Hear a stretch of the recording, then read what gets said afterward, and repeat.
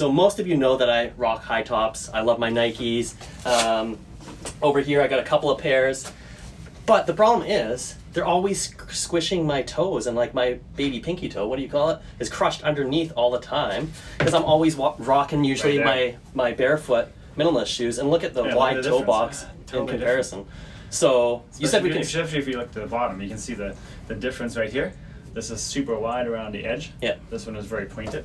And this is all about fashion statements, and I know this guy is all about fashion. So you know, when he's walking down the street, he's trying to impress the ladies with his fashionable shoes. But anyway. Exactly. Well, maybe not so much the ladies, but because I'm already taken. But I do like my fashion, and for comfort-wise, I really love barefoot shoes, different brands, just because mainly it allows my toes to like actually grip and squeeze the ground, where this one it feels like I'm crunching it. There's nothing wrong with wearing these, by the way, but I'm gonna see if there's a solution to make it so that it's a little bit wider in the toe box. So I know you have some tools here at Foot Solutions. What do you commonly use?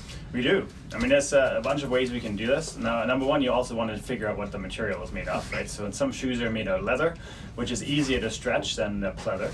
Right. And that's usually, you know, obviously the man-made leather materials that, you know, look like real leather, but they're not. And those are a little bit harder to stretch because you have to usually heat them up in order for them to have a little bit of give. Whereas if you have a leather, you can make it wet. And that's how when they build a shoe, they actually pull it over the last, which is, you know, looks something like a foot. I mean, this is basically a stretch last, but you know, that's something that they pull the shoe over to make sure that the shape is correct. Right. And then when they design it, that's how it kind of keeps its position. But when they do that with leather, the leather is wet. So it's super moist, and then let it dry on the last to create the final shape, right? Whereas most of these materials obviously aren't as pliable, so you can't. With the non-leather materials, they're not as pliable, so you have to usually work with them and heat them up, because it's like a polyurethane or some other material that, you know, it's heat moldable, but not necessarily water moldable. So, and then we use a bunch of different tools for this. Now, number one, that's a mechanical stretcher, which is something that you can see behind me right here. We'll give you a little bit of a closer look in a little bit. And then we also use point stretchers, which look something like this. And that's just when we really want to be really specific about stretching the particular item. We can use something like this, where we have a little ball on the one side and the ring on the other side, and we can just kind of squeeze the leather and the material in that particular area to prevent to get it to stretch out a little bit more. Right. So those are kind of the two common tools to do that. Awesome. So one good question that you already mentioned, leather versus pleather. How do you know? Like, you asked me that question, I said, I don't know. I'm assuming pleather because they're cheaper shoes. Probably, I would just naturally assume if you have leather shoes, they probably cost more, right? I mean, sometimes it's hard to tell. Most of the time, the shoe should have like a tag inside that should tell you what the materials are that the product is made of. I mean, this in particular doesn't really say anything. It just says made in Vietnam, which is a fine country to live in. But anyway, a lot of times, you know, depending on the price of the shoe, if they're like $200-300 or more, then oftentimes it's leather. Otherwise, it may be actually a man-made material. You can obviously cut these materials, and you can see whether or not it's leather. Right. I mean, sometimes you can smell it, but you know, I don't know. It might be overpowering. Don't smell those ones. Those ones are older. Smell these ones. These ones are newer. So, but you know, sometimes you can smell the materials and see if it's a leather. But if you cut it, you can usually see on the edges. But this one here, based on the edges, you know, all blue, probably is a man-made material. Just because usually with leather, you'll see kind of the grain off the actual material on the edges, which this one doesn't show it to me. So I'm pretty sure it's probably I assume it's pleather. A man-made material. So we'll have to heat it up a little bit to get to widen. But the purpose of stretching shoes, in David's case, is making sure he has more room for his little toe over here, and then we'll show you in a minute how that's done. All right, now we want to talk about how to stretch this particular pair of shoes.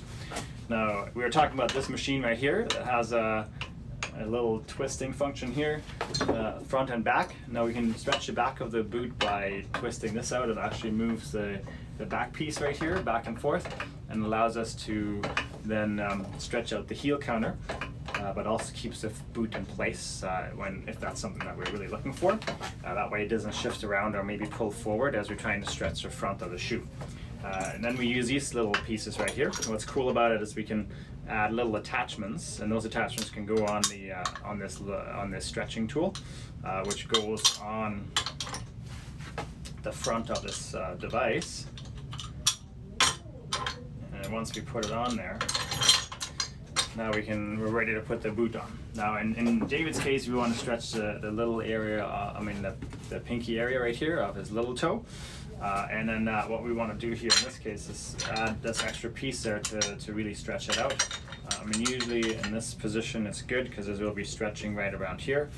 And then we push the boot on there, push it all the way in, and now we can actually feel where the extra piece is. I can feel it through the material. And I usually crank it in the back to make sure that the boot doesn't slide forward, because as I'm stretching it, I'm obviously widening the boot right here. So we want to make sure that as we're doing this, the boot doesn't come forward and keeps the stretch in the right position. Because if we're squeezing it, the boot may want to kind of pop off the machine in this case. And then we crank this guy, and you'll be able to see as you look here that this is going to start widening. And in this case, that's pleather, so usually I kind of start to stretch it first, and then we use a heat gun to kind of heat it up a little bit to allow it to get in there a little bit better and actually open this up for him. And then we usually let it sit for probably 12 hours or so, just to allow it to kind of settle into this new position. And that's really the purpose of it. If we use leather, we use a stretching solution like this one here. So if it's a leather shoe, we would spray that on to make it wet, let it penetrate, and then start stretching it. But that's really the purpose behind this particular machine, is to really widen it, and we can put different pieces on there to, let's say, stretch for a bunion on the inside, or we can stretch for the little toe on the outside. And that's kind of how the stretching machine works.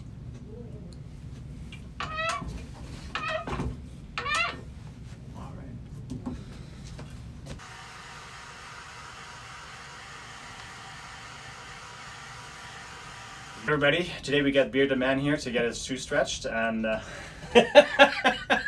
yeah, well, basically. Yeah, if you don't already know, I like rocking the high tops all the time, and my old Nike high tops, it kind of crushes my feet now that I've been wearing more so minimalist or barefoot shoes. So he just doesn't want to admit that he'd put on some weight during COVID. So my feet got I got the COVID 15 on my feet only somehow. Actually, that would be a good problem to have. I would just buy bigger shoes and my waist wouldn't change. Bigger shoes. Yeah.